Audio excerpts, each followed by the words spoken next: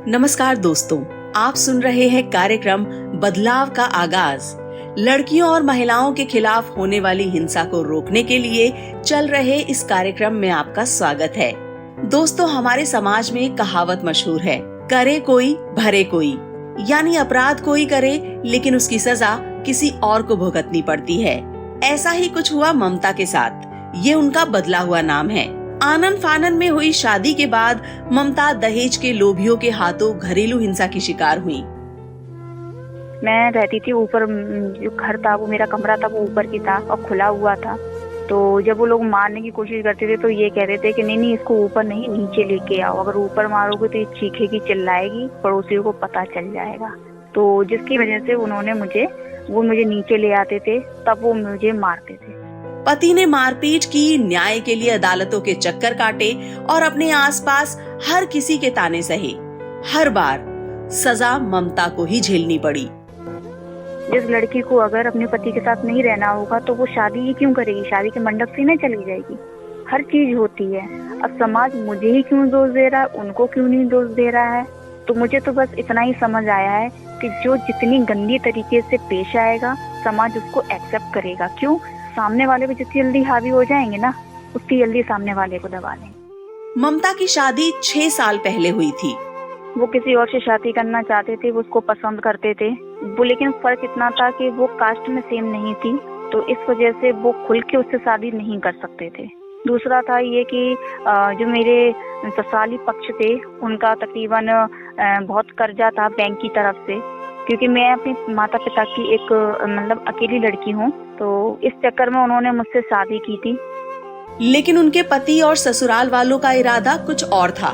जिस वक्त मेरी विदा हो रही थी उन्होंने उसी वक्त ये मांग रखी थी कि हमको 2 व्हीलर चाहिए। तो 2 व्हीलर नहीं मिली, सोफा के कवर नहीं मिले उनको, और उनको कुछ ज्वेलरी नहीं अच्छी मिली, एक पता नहीं उनको क्या क्या नहीं मिला, जिसकी वजह से मेरी जैसी मैं आई हूँ उसके दूसरे तीसरे ही दिन सभी लोगों ने मुझसे कहा गाड़ी नहीं दी, ये नहीं दिया, ये तो बहुत कॉमन सी बात है, दे देते हैं सारे लोग। वो दिन रात पति और ससुराल वालों के गुस्से का शिकार होती रही।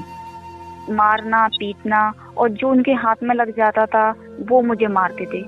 ये नहीं सोचते थे कि ये लोहे की चीज है, ये नहीं सोचते थे कि ये लकड़ी की चीज है, या ये मर जाएगी एक झटके में, या इसको कुछ हो जाएगा फिजिकली और मेंटली। ये टॉर्चर मेरे हस्बैंड का पक्का था। अगर मैं रात में सो जाऊं तो मुझे उठा के पानी डाल के और घसीट के उठा के हर चीज कही जाती थी, पूछी जाती थी। इन्होंने एक बार मुझे इतना मारा था, तब मैंने अपने घर पे फोन किया कि देखो इन्होंने इतना मारा मुझे। हालांकि मेरे पिता चीज को बर्दाश्त नहीं करते हैं, फिर भी मेरे पिता ने बर्दाश्त की। मेरे पिता ने कहा कि ठीक है, ये पहली बार है कि आप मेरी बेटी को मार रहे हैं, अगर दूसरी बार में मानेंगे तो हम शायद आपको बर्दाश्त नहीं कर पाएंगे। फिर भी मैं वहाँ रही। फिर उन्होंने एक बार और कोशिश की मुझे मारने की, फिर तो उन्होंने मुझे जान से मारने की कोशिश की। लोक लाज के बंधन में बंधी ममता अपने जीवन की पीड़ा भुलाती रही, लेकिन एक दिन उनके सब्र का बांध टूट गया। हम लोगों ने कानूनी वो जो पंचायत होती है बस वो रखी थी पहले। 3 बार हुई थी, तो तीनों बार में इन्होंने मना कर दिया। ये बोलते थे आज नहीं कल ले जाएंगे, कल नहीं परसों ले जाएंगे, 1 महीने बाद ले। तो इन्होंने ऐसे करते टालते इन्होंने मुझे तकरीबन 1 या 1.5 साल मेरा निकाल दिया। तो जब ये मुझे नहीं लेने आए तब मैंने और मेरे पिता ने कानूनी कार्रवाई की। कानूनी कार्रवाई में आज भी हम लोग कर रहे हैं, आज भी हमारी चल रही है। आज ममता भले ही आजाद हैं, लेकिन बेमेल शादी और बेपरवाह समाज से मिले उनके जख्म अभी भरे नहीं हैं। आज उन्होंने दूसरी शादी कर ली है और उनके 2 बच्चे भी हैं। जो समाज हमें जिल्लत देना चाह रहा था वो उसने दी, आज भी देता है। जिस नाम से वो दुत्कारते हैं मुझे, वो आज भी दुत्कारा जाता है। जो हमारी बेइज्जती या बदनामी होनी थी वो भी हो रही है और होती है। तो मेरा समाज से बस इतना ही है कि अगर हम जैसे लोग जो टूट के बिखर गए हैं ना, तो हम लोगों के लिए अगर कुछ अच्छा नहीं कर सकते हैं या कुछ नहीं ले सकते हैं, हमारा सपोर्ट नहीं कर सकते हैं, तो हमारा जो मनोबल है ना, आप उन बातों से हमको गिराओ मत। हम बड़ी मुश्किल से उठे हैं, बड़ी मुश्किल से चले हैं, हमें मत गिराओ।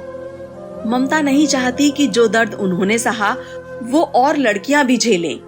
माता पिता जितना जोर अपनी बेटी की शादी पर देते हैं, जितना ध्यान उनकी बेटी की शादी पर देते हैं कि हमें अपनी बेटी की शादी करनी है, बस माता पिता से ये कहना है कि जितना आपने उसको पढ़ाया लिखाया है और जितना ध्यान आप उसकी शादी पर दे रहे हैं, उससे कहीं ज्यादा ध्यान इस बात पे दें कि हम अपनी बेटी को ऐसा हुनर सिखाएं, उसको उसके पैरों पे खड़ा होना पहले सिखाएं। साथियों, देखा गया है कि हमारा समाज और समाज के लोग घरेलू हिंसा की शिकार हुई महिलाओं को ही ज्यादातर कसूरवार ठहराते हैं और इस डर से पीड़ित लड़कियां और महिलाएं शारीरिक और मानसिक यातनाएं सहती रहती हैं, लेकिन अपनी तकलीफ किसी को कह नहीं पाती। समाज के लोग महिलाओं पर हुए अत्याचार को पुरुषों की मर्दानगी मानते हैं और घरेलू हिंसा को एक आम बात कहते हैं। शायद इसीलिए महिलाओं पर हो रहे अत्याचार थमने का नाम नहीं लेते। तो क्या वाकई घरेलू हिंसा के लिए महिलाओं को ही दोषी माना जाना चाहिए? क्या हिंसा पुरुषों की मर्दानगी का सबूत है? महिलाओं पर हो रही हिंसा को कैसे खत्म किया जा सकता है? अपने विचार और सुझाव हम तक जरूर पहुंचाइए अपने फोन में नंबर 3 दबाकर। धन्यवाद।